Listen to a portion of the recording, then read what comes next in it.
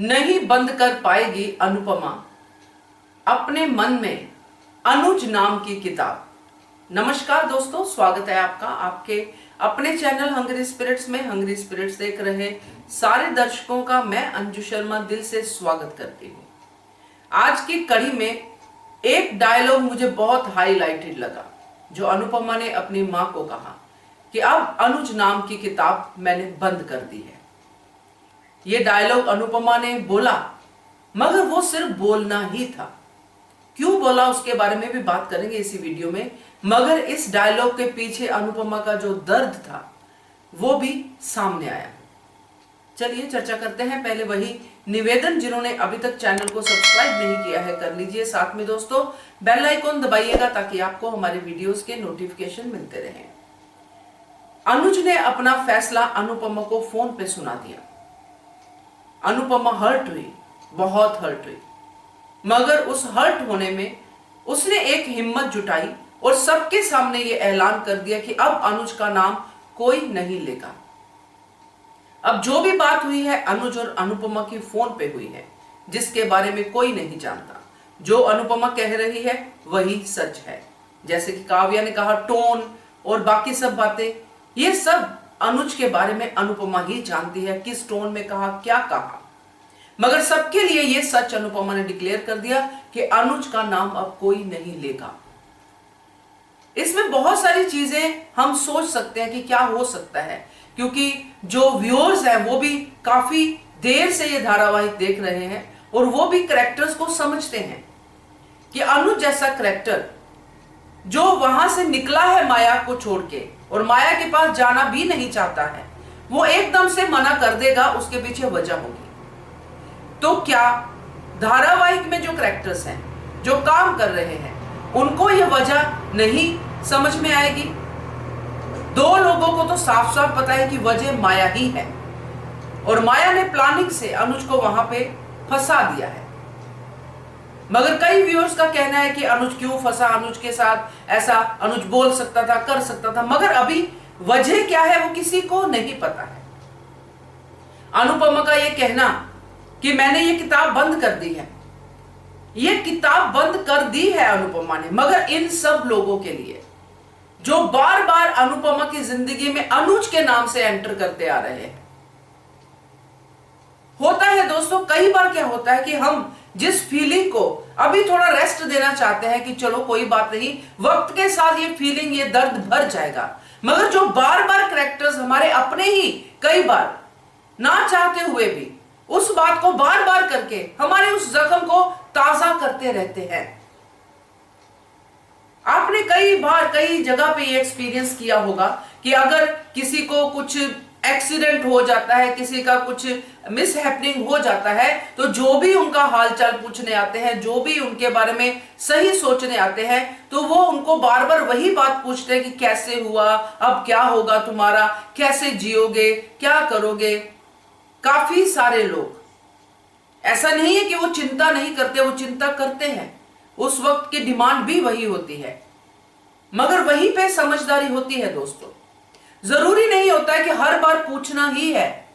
कई बार सिर्फ पास बैठे रहना, हाथ पकड़ लेना, कंधे पे हाथ रख देना, बिना कोई बात किए हुए, ये भी सब कुछ आपकी फीलिंग को बता देता है कि आप वरीड हैं, मगर आप कुछ नहीं पूछ रहे हैं, जबकि आपको सब कुछ पता है, फिर पूछना ही क्यों? तो मुझे ये जो चंक है, इसलिए आपसे बात करना जरूरी लगा कि इस चंक की ये वैल्यू है कि अनुपमा ने सबको बोल दिया है कि मेरे सामने अब कोई भी अनुज का नाम नहीं लेगा, कोई अनुज से बात नहीं करेगा। कहने का मतलब, ना तो कोई अनुज को डिस्टर्ब करेगा, ना ही कोई मुझे डिस्टर्ब करेगा। अनुज को अपनी जिंदगी जीने दो, मुझे मेरी जिंदगी जीने दो, मिलना होगा तो मिलते रहेंगे, अभी कोई उम्मीद नहीं, कोई इंतजार नहीं। और इसका दूसरा रूप ये भी हो सकता है दोस्तों, क्योंकि अनुपमा और अनुज के दुश्मन सक्रिय है हर तरफ से, और ये अपने ही है जो दुश्मन बने हुए हैं। अनुज और अनुपमा दोनों किसी को हर्ट नहीं करना चाहते हैं, क्योंकि वो इतने अच्छे हैं और विश्वास करते हैं। इसलिए छोटी को बचाने के लिए क्योंकि छोटी तो माया की चुंगल में है। माया ने क्या किया है ये हमें नहीं पता, खुद मरी है, खुदकुशी का नाटक किया है, अनुज को जेल भिजवाया है, छोटी को हर्ट किया है, क्या किया है हमें नहीं पता। मगर जब दुश्मन इस तरह से जीत के चुपचाप अपनी शांति से अपने पैसे को, अपने रिश्ते को एंजॉय करते होंगे, तभी इन दोनों को शांति मिलेगी। नहीं तो दुश्मन तो अब तक पूरी तरह से इसीलिए तैयार थे कि अनुज क्या कर रहा है, अनुज को कैसे रोकना है, अनुपमा को कैसे ऑफिस आने से रोकना है, ये क्या करना है, वो क्या करना है, वो पूरी तरह से इनके ऊपर ही फोकस करके बैठे थे। अब कम से कम उनको लगेगा कि हम जीत गए हैं, अनुज अनुपमा कभी नहीं मिलेंगे, हमें अब आराम करना चाहिए, हमें अपना अपना ऐश करनी चाहिए। तो ये चीज जो है ये मुझे यहाँ पे दिख रही है। और जो अनुज का भैरवी के साथ सीन था, वो सीन तो पूरी तरह से ये बात बताता है कि अनुपमा अनुज को कभी भी भूल नहीं पाएगी और भूलना चाहिए भी नहीं। जैसे कि अनुपमा ने भैरवी से कहा कि अच्छी यादें जब आए तो चेहरे पे स्माइल आती हैं और अच्छी यादें ही रखनी चाहिए, और अनुपमा को अनुज की अच्छी यादें ही आ रही हैं, एक भी बुरी याद अनुपमा को नहीं आ रही है। इसका मतलब अनुपमा के मन में वो किताब कभी भी बंद नहीं हो सकती है, क्योंकि प्रेम जो असली प्रेम है, जब वो एक बार लिखा जाता है हृदय पे, तो वो कभी भी बंद नहीं होता है दोस्तों। तो ये प्रेम खत्म नहीं हुआ है, बंद नहीं हुआ है, ये प्रेम वहीं पे है जहां पे था।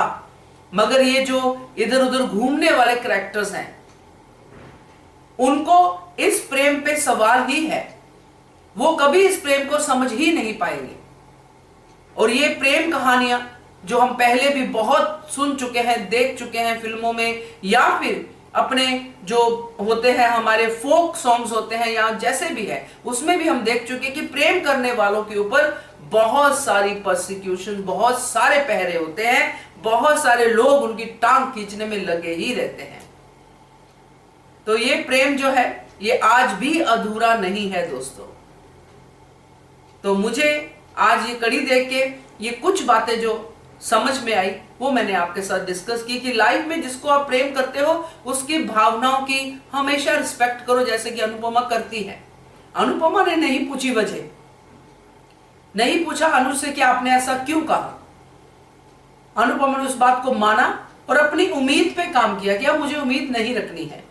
वही जो मैंने कहा कि अगर मेरा होगा तो आ जाएगा, नहीं तो कोई प्रॉब्लम नहीं है, लाइफ चल रही है, जिंदा है तो जिएंगे और खुशी से जिएंगे। तो यही आप भी अपनी लाइफ में अप्लाई कीजिए। मुश्किल बहुत है, यस मुश्किल है, मगर नामुमकिन नहीं है। Keep watching Hungry Spirits channel. Thank you so much. Subscribe to our channel by clicking the subscribe button. Click the bell button and enjoy the latest uploads from our channel.